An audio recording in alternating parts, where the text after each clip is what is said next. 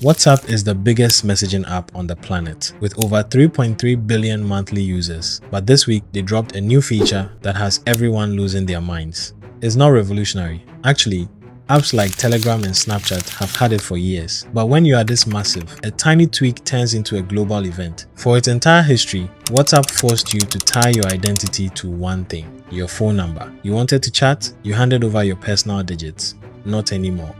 WhatsApp is finally rolling out usernames. But what started as a simple privacy update has instantly triggered a massive meme war, a digital land grab, and a gold mine for internet squatters. Let's look at what is actually happening. It started when WhatsApp went on X to announce you could reserve a username.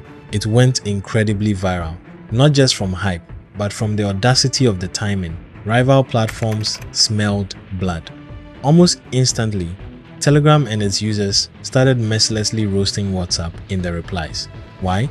Telegram has let users hide their phone numbers behind usernames since 2014. For a decade, people warned that handing over your number for a group chat was a massive privacy risk. So seeing WhatsApp act like they just invented the wheel was prime meme material. But while the social media managers were fighting, a completely different group of people saw dollar signs.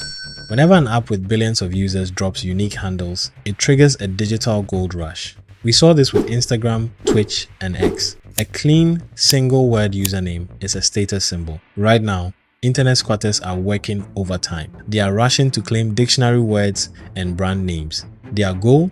Hold these usernames hostage and resell them in the underground market for a massive profit later on. Meta saw this coming. They are actively locking down names of massive celebrities to stop impersonators. So, the squatters are targeting workarounds, slight misspellings, and niche influencers instead. They are gambling that once this rolls out globally, a premium handle will be worth a fortune. Let's strip away the drama and look at the facts. How does this change the app? For years, joining a massive group chat meant exposing your number to hundreds of strangers. Now, when you message someone for the first time, your number stays completely hidden.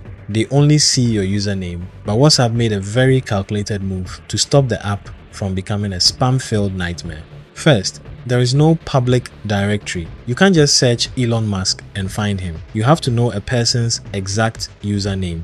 Second, and this is the most crucial part for keeping your system secure, the username key. It's an optional feature. If you turn it on, giving someone your username isn't enough. They also have to enter your username key to start the very first chat. It is a brilliant layer of anti-spam friction. If your username leaks online, bots still can't message you without the key. Because there are 3 billion people on the app, names will vanish fast. Here is the step-by-step tutorial on how to check if you can reserve your name right now. Open your App Store and make sure WhatsApp is updated to the absolute latest version. Open the app, go to the account page.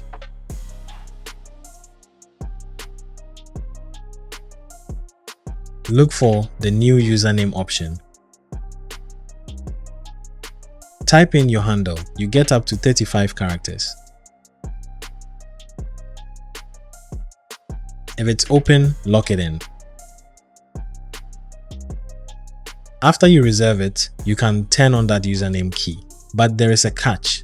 You don't get to pick your own custom PIN. The system auto-generates a random code for you. You can tap Get a different key, but the app stays in control of the numbers.